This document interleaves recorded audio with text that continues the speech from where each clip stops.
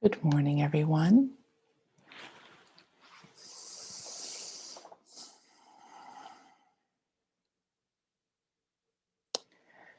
So, the theme this morning is a takeoff on the passage that many use as their gospels in liturgy yesterday. And it's interesting, but not surprising, that Jesus speaks in a certain paradox in this passage. The title of the passage in John's gospel is The Coming of Jesus's Hour. The coming of Jesus's hour. And to start the whole process of getting to what this even means about him being glorified, he talks about being a grain of wheat that falls into the ground. And he says very directly that the person that loves their lives loses it.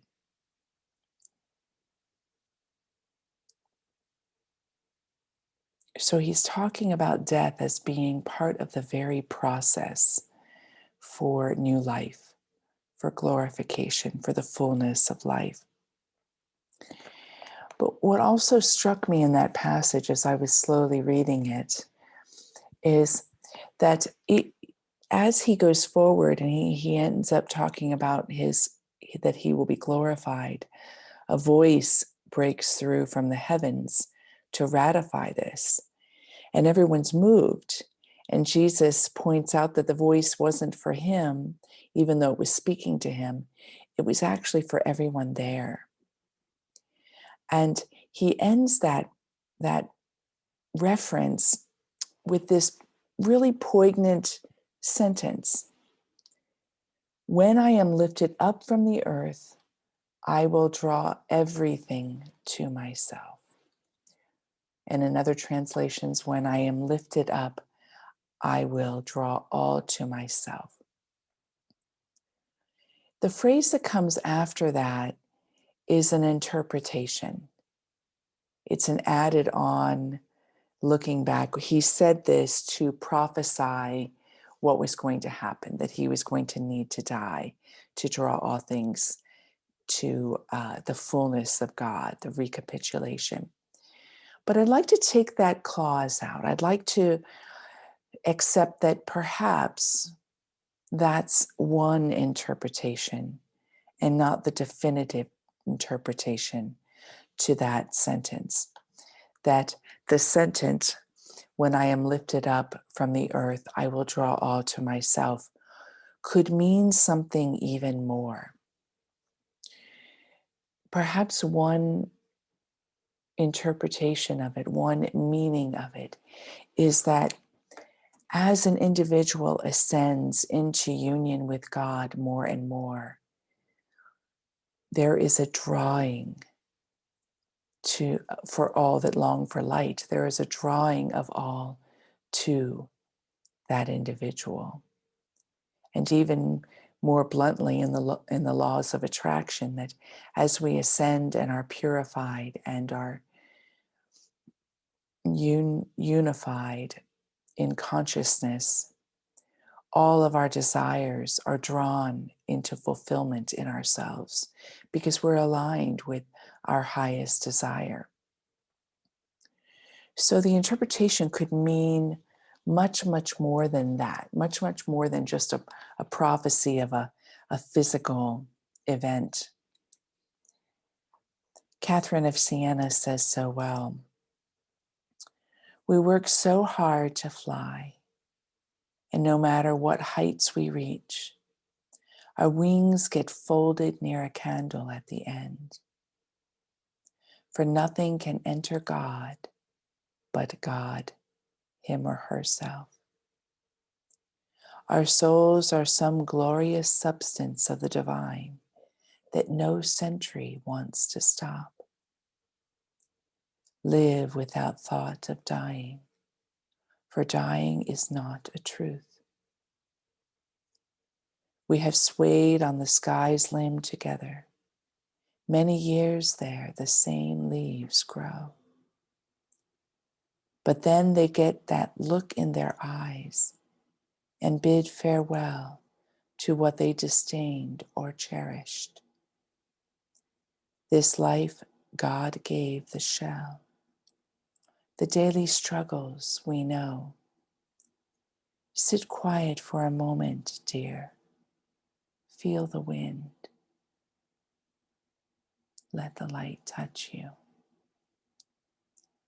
Live without thought of dying, for dying is not a truth.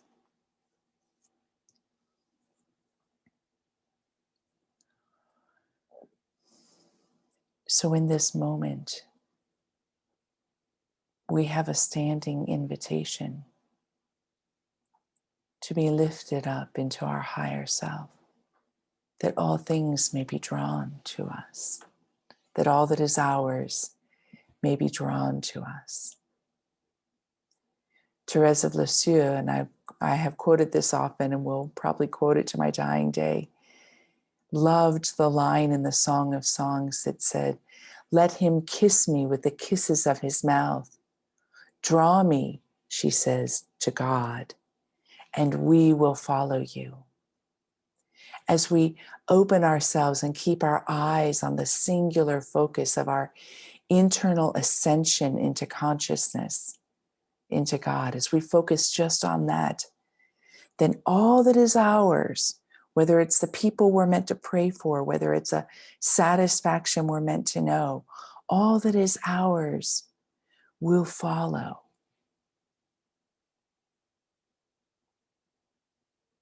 We don't need to turn towards anything. We need to redirect our focus again and again onto the one thing necessary. And as we are lifted up, all will be drawn to ourselves because we will be the embodiment of consciousness. We will be that fullness of divinity. So this morning's meditation is simply a practice to open ourselves up to it. It is one of the Kundalini mantras, Satanama. Satanama. Satanama is, in that particular tradition, the 5 primal sounds of the universe.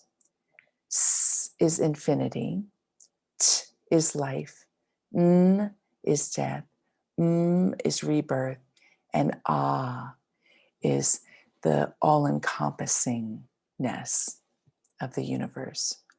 Sa-ta-na-ma. So all we're going to do is we're going to tone those syllables.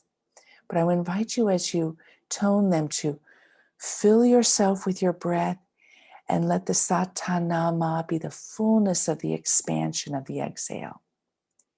And then fill again with the breath, and then the fullness of the expansion. So as you know, inhale and exhale both have expansion to them. We're going to be expanding on the inhale and expanding in the syllables on the exhale. So I invite you to close your eyes.